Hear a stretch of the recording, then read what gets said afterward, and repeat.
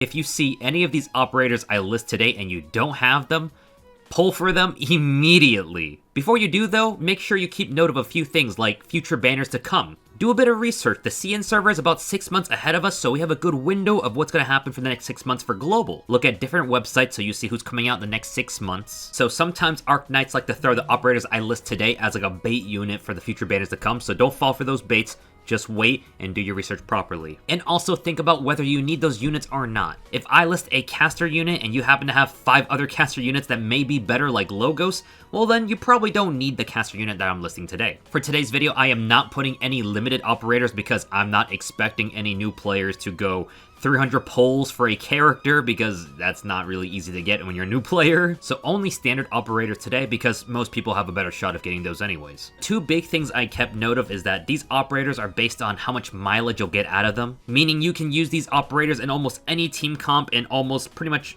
any general use in the game. And ease of use, so these characters you can pretty much put down and just use and not have to think twice. With that said, here are the 5 operators that everyone should pull for if they see.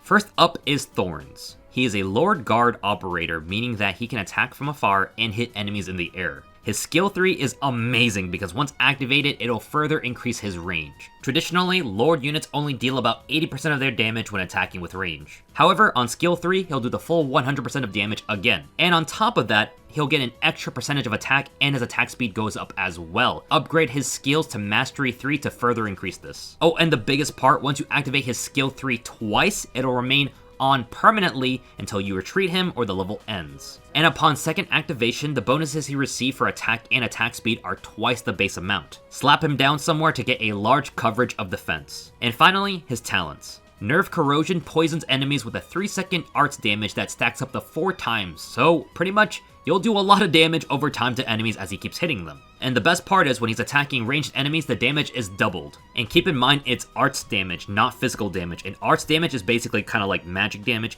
It does a lot of damage to people who don't have resistance against it. So he'll just melt targets right away with no problem. Echoes of Ancestral Wave allows him to regain HP if he hasn't attacked for at least 2 seconds, allowing him to operate without being babysat by a healer. And if you're able to, grab his module. It'll allow him to do an additional 10% of attack as arts damage, allowing him to melt targets even faster. On top of that, raising some of his stats as well, which is always useful to have. Thorns for me is a staple unit on most of my teams, and I highly recommend him. Also, his English VA is very nice to hear. That Spanish accent is mwah, delicious. Before you start working. Bien. That medication will keep you up as long as it's in your system. I trust you'll stay focused, won't you? If this video reaches 100k views, I'll cosplay as Thorns, so help me get there, please. Okay, so you've heard this one before, no doubt, it's gonna be Surtur. And she is an absolute to have on teams, especially if a level has a boss that needs to be bursted down. Also, Surtur is hot. No pun intended. On top of that, she also has a great selection of skins.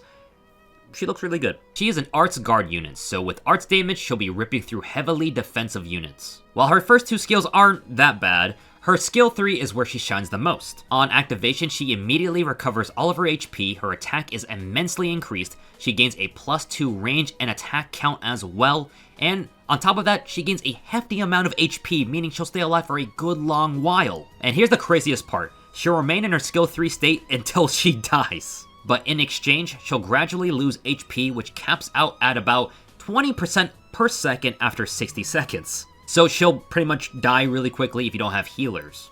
I guess you can kind of keep her alive by having a horde of healers keeping her healed up, but to pull this off on different stages of the game is not always easy. She can oddly enough act as a pseudo-tank if you really need it. With her talent, Remnant Ash, once she receives fatal damage, she'll keep her HP from falling below 1, and she'll stay on the field for an extra 8 seconds before she retreats herself. She can act as a good wall until you can finally replace her. The phrase, just Surtur it, is something more than just a meme, but an actual lifestyle amongst all of us Arknight players. If a boss is giving you a tough time, just Surtur it. A large crowd of enemies that just won't stop coming, just Surtur it, and you get the idea. I bust out Surtur when I just can't kill a boss, or if I'm feeling way too lazy and don't want to use my brain. She is one excellent boss killer. She can be dropped in and out to kill something tough and then be brought back in later to kill something else tough in the level. Also, she'll be in Enfield as well, so yeah, pick up both in both games. I'm sorry, her name is Lavatane in that one. Sorry, totally different characters. Alright, so that's 2 guard units. Let's try something a little bit different now.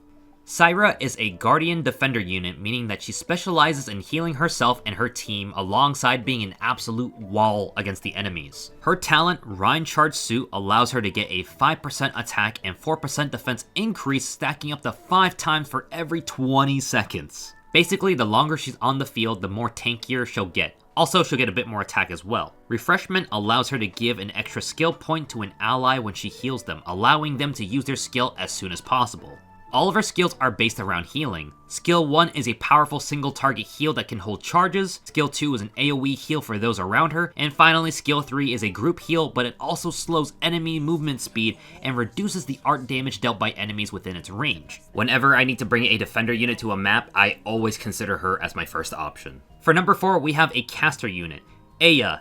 I'm not saying her full name, No, I'm not doing that today. Aya is undoubtedly one of the best casters in the game since the early start of AK's history. As an arts caster, she already deals a lot of damage compared to those around her, and her talent Pyro Breath allows her to increase the attack of all casters when deployed.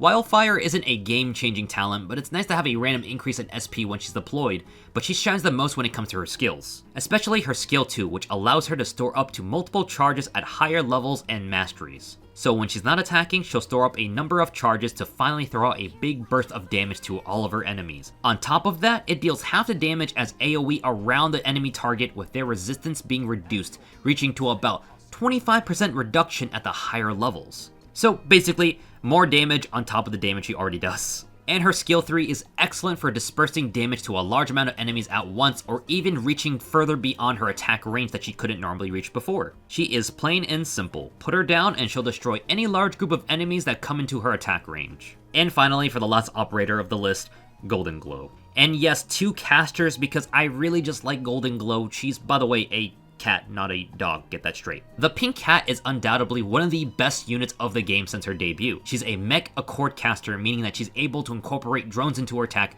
allowing her to apply more damage onto targets. Activating one of Golden Glow's skill, her talent Beacon's Wrath procs, allowing her drones to have a 10% chance to explode on enemies, dealing at least 200% of Golden Glow's damage as arts damage. So basically, a lot of damage. And of course, if you happen to have more copies of Golden Glow, you can increase her talent to do even more damage, but I just happen to have extra because I either got really lucky or unlucky depending how you look at the situation when I pulled on other banners. Her skills are absolutely nutty. Her skill 1 is, we can kind of skip over that for now, but skill 2 is a perma skill that once activated, her range will massively increase along with increase in damages. Gaining an additional drone to rain down on enemies, it has a long windup, but once it's up, she'll pretty much be destroying everything in her path. And her skill 3 is a absolute unique one. She gains 2 drones, an increase in her attack, a slow onto enemies, and the best part is, it's a global range. She's capable of hitting targets far away from her, literally across the map. If you manage to get her early on for your account, she will dominate stages, being able to pick off both normal enemies and even some of the tougher bosses without ever putting herself in danger. And also, her selection of skins are really cute as well. Like, I'm a big fan of the Hello Kitty one, which if you did not get that one, I am sorry, it may never ever come back, so sorry about that one. And also, shoutouts to Nami, her mother, which is her artist. She also made 2 other great units as well, Mizuki and Pepe, all really adorable art. I love them so much, so get them if you can. Not really recommended, but I like to support Nami, so yeah, do that. And that's the list, so if any of that sounds appealing to you, please throw me a sub and a like. I appreciate that. I'll be making more Arknights content to come. And if there's any vets out there who are watching this saying that I'm stupid for not having a certain person on the list, give me your takes in the comments. I actually would love to read those because I like seeing other Arknights people and talking about Arknights as a whole. So with that said, thank you guys for watching, and I'll see you guys in the next video. Bye.